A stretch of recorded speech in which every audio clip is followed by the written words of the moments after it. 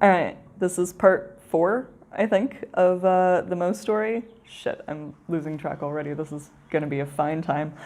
Um, yeah. Anyway, I'll number it when I upload it. If you haven't listened to the other parts, go do that first, then come back. Yeah. Okay.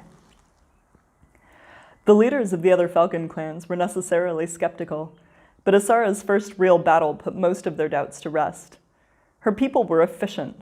Rage drove them forward, and knowledge of the Namers led them an insight that the Falcons lacked.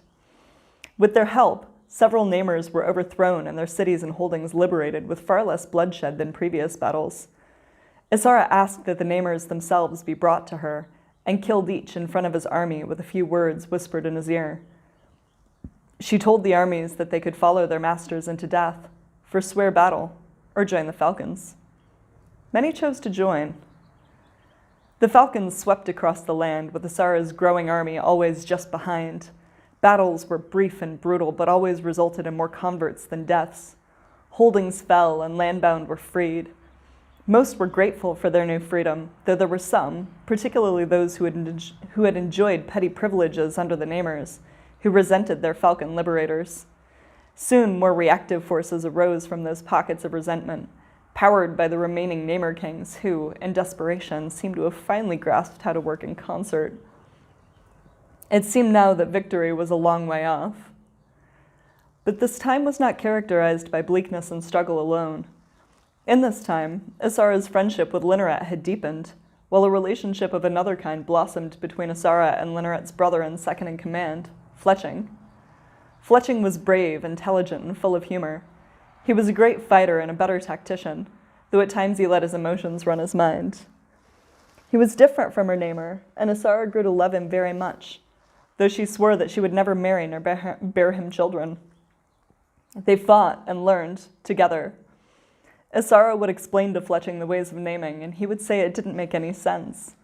How could there be more than one true name for a thing?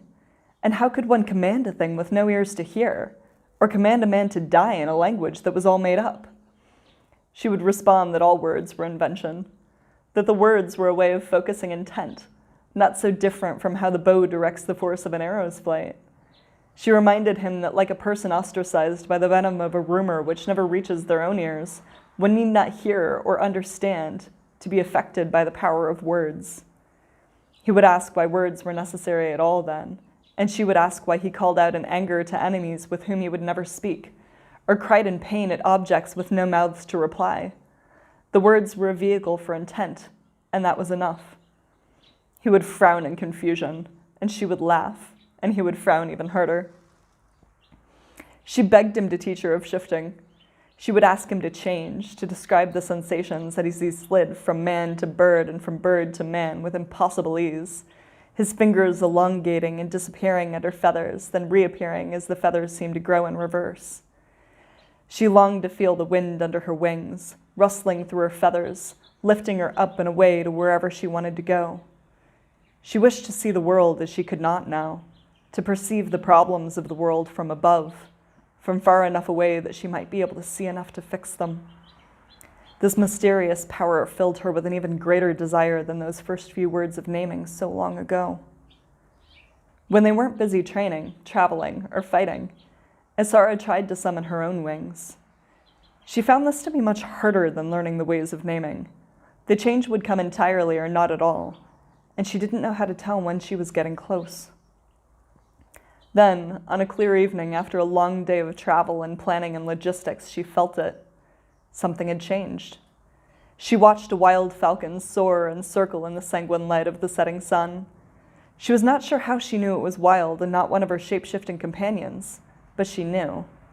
She could feel it, almost as if she could feel the rush of wind under its wings, the sharp eyes scanning the ground for prey, the talons flexing in anticipation. The warnings of Lyneret and Fletching came back to Assara, the dangers of shifting without bindings. The tattoos the Falcon people possessed were meant to ease the transition between human and bird, to stabilize it, to remind one to return to one's human form. Without them, many shifters had forgotten themselves and lived out their lives as birds or bears or herbum. This fate didn't seem so terrible now. It didn't seem terrible at all. Assara stared into the sunset sky, broken by the solitary shape wheeling through deepening eternity, and let go. She sighed out her humanities, her cares, her needs, her loss, until all that was left in her was wild, unquenchable joy. Lighter now, she rose. She stretched her arms so wide it felt their reach extended beyond her body, that if she kept reaching, her fingertips might brush the horizons. For a long, strange, ecstatic moment, it seemed that they did. Then they were no longer fingertips. When it finally happened, it didn't seem strange to her. She was flying. That was it. There was nothing to worry about, nothing to attend to, nothing to carry. Just her and her wild companion, alone and forever. When she was hungry, she would hunt. When she was tired, she would find a tree and rest. When men came for her, she would fly away. It was perfectly simple, perfectly honest. It was near dark, and the brightest stars had been liberated from the overbearance of their daytime cousin. The other falcon had disappeared, but Assara stayed high in the sky. She knew there was something she should go down for, but it seemed meaningless now. She would stay up just a little longer, just until it was too dark to fly. The moon rose and hung large and low on the horizon for a long time. Eventually, Assara grew tired and began to scan the ground for a suitable tree to roost in. Tiny suns shone up at her from below. Campfires. Campfires of her friends. She'd forgotten about her friends, likely waiting on the ground for her to return, or wondering where she'd gone. They'll be fine without me, she thought. I don't need my humanity anymore. Someone flew up close beside Assara. Her feathers gleamed in the moonlight. Her talons were blades of ebony, shards of oblivion itself. Her keen eyes seemed to glow with an incandescence independent of the celestial fires above. Her broad wings beat great gusts of silence. Linneret. Even as a falcon, she was absolutely unmistakable. "It is time to come down, sister," Linneret said wordlessly. Something in her eyes, her movement, Assara simply understood what she meant. Assara looked into the closest of Linneret's great golden eyes with the full weight of the grief, the cares, the worry that she had left on the ground. Then she looked out to the expanse of wild joy the endless horizons promised. She wanted to stay in this beauty forever. "I know, sister.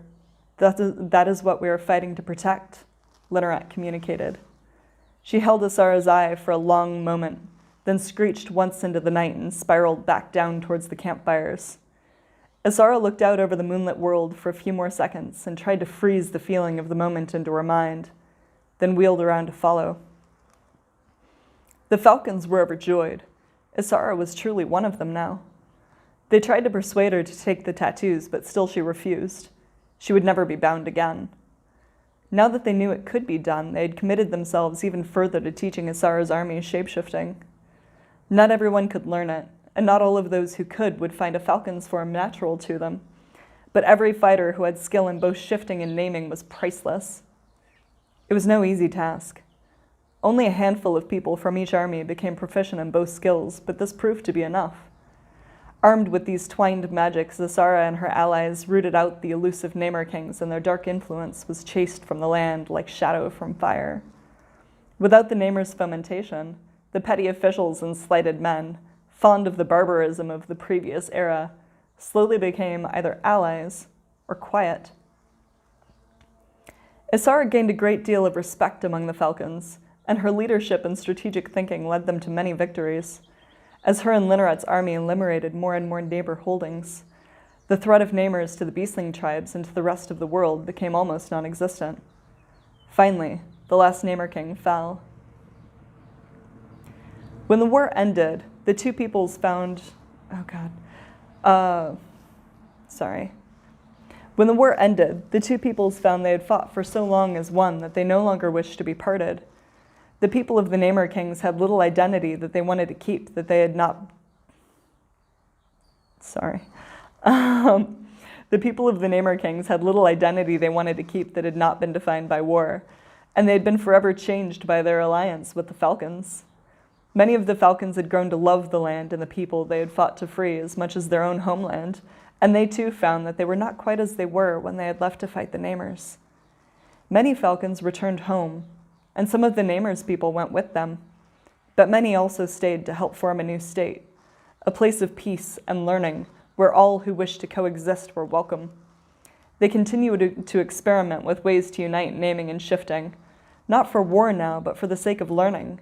They rebuilt cities, reforested destroyed lands, and brought to light more of the once forbidden knowledge of naming.